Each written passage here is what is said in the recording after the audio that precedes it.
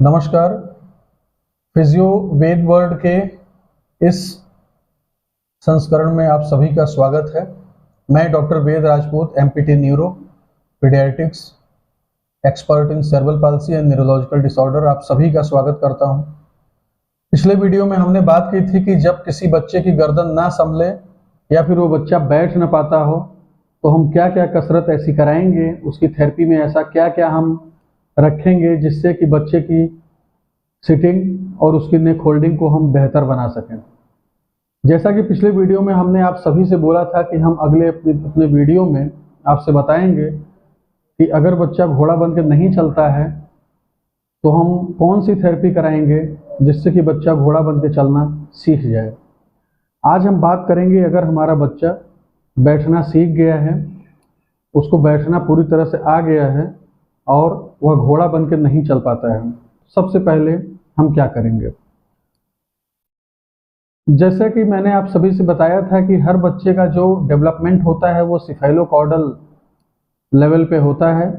सबसे पहले गर्दन का रुकना, फिर इसके बाद बैठना, घोड़ा बनना, खड़े होना और खड़े होकर चलना। तो जब बच्चा हमारा बैठना सीख जाता है उसके बाद जो हमारे अगला माइलस्टोन होता है वह यह होना चाहिए कि बच्चा हमारा घोड़ा बन के कैसे चले।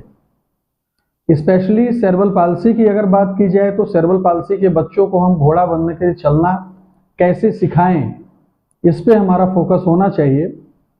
जब भी हम किसी बच्चे को घोड़ा बन के चलाने के लिए प्रमोट करेंगे उसके पहले ध्यान देने वाली बात यह होनी चाहिए कि बच्चों के शोल्डर गर्डल मतलब कंधा और उसके चारों तरफ के जो हिस्से होते हैं, बच्चे के शोल्डर गर्डल, उसका हाथ, उसमें पूरी तरह से ताकत हम ला पाए हैं या नहीं, इसको हमें विशेष तौर पे देखना पड़ेगा। बच्चे की जो पेल्विक गर्डल होती है, बच्चे की पेल्विक गर्डल में हम पूरी तरह से ताकत ला पाए हैं या नहीं। और कोर मसल जो हमारी होती है, कोर मसल मतलब पेट के आसपास की मांसपेशियां और कमर के आसपास की मांसपेशियों को हम कोर मसल बोलते हैं। यदि इनमें पूरी तरह से ताकत आ गई है, बच्चे के शोल्डर गर्डल में पूरी तरह से ताकत आ गई है, बच्चे के पेल्विक गर्डल में अच्छी तरह से ताकत आ गई है, तो हम उसको घोड़ा बन के चलाने के लिए प्रमोट करेंगे। अगर हम बच्चे को घोड़ा बना के चलाने के लिए एक्सरसाइज करा रहे हैं तो हमें यह देखना है कि उसके हाथ में पूरी तरह से ताकत आई है या नहीं आई है। यदि नहीं आई है तो हम बच्चे को फुल क्रीप पोजीशन में करा के उसके दोनों हाथों पे वजन दिलवा के और सामने से कोई खिलौना या फिर कोई ऐसी वस्तु दिखाएंगे जिसमें बच्चा अपना इंटरेस्ट दिखाए और उसके हाथों पे हम वजन डालने की कोशिश करेंगे जिससे कि वो अपने ऊपरी शरीर के हिस्से का, अपर बॉडी का वेट अपने दोनों हाथों पे, अपने कंधे पे आसानी से ले सके। इसके लिए पहली कसरत जो हमारी होनी चाहिए वो ये फुल क्रीप में हम बच्चे को ला के रोक के रखेंगे। इसके बाद हम बच्चे के दोनों पैरों पे कोई भी चीज रख सकते हैं, कोई स्टूल या फिर बॉलिस्टर या फिर कोई ऐसी चीज हम रखेंगे जिसपे कि दोनों पैर बच्चे का हम टिका सकें और वो दोनों पैरों को उस पे हम रख के और फिर उसके दोनों हाथों पे हम वजन को दिलवाएं। इन सभी चीज़ों का जब हम विशेष तौर पे ध्यान रखेंगे, बॉलिस्टर का चुनाव हमें बच्चे की उम्र के अनुसार करना चाहिए। यदि बच्चा छोटा है तो बॉलिस्टर हम छोटा यूज करेंगे, यदि बच्चा बड़ा है तो बॉलिस्टर हम बड़ा इस्तेमाल करेंगे। बॉलिस्टर पे बच्चे के दोनों पैरों को रख के इसके बाद उसके दोनों हाथों को सामने जमीन पे रख देंगे जिससे कि वो अपने शरीर का वजन पूरी तरह से अपने दोनों हाथों पे लेने में सक्षम हो पाएगा। अब हम उसकी एक्सरसाइज कुछ देर तक इसी पोजीशन में रोक के कराते रहेंगे। अब जब हम देखेंगे कि बच्चा अपने दोनों हाथों पे अपने शरीर का वजन लेने लगा है, तब हम पूरी तरह से निश्चिंत और आश्वस्त हो सकते हैं कि अब वह अपने अपर बॉडी का वेट अपने दोनों कंधों पे आराम से उठा सकता है। घोड़ा बनाने के लिए शुरू में हम बॉलिस्टर का इस्तेमाल करेंगे। बच्चे के पेट के नीचे बॉलिस्टर लगाएंगे, उसको दोनों पैरों को मोड़ के और उसको घोड़ा बनने की पोजीशन में ला के रोक के हम रखेंगे जिससे कि वह अपने शरीर का कम ताकत इस्तेमाल करते हुए घोड़ा बनने की दिशा में अग्रसर हो सके। धीरे धीरे हम पॉलिस्टर को हटा देंगे।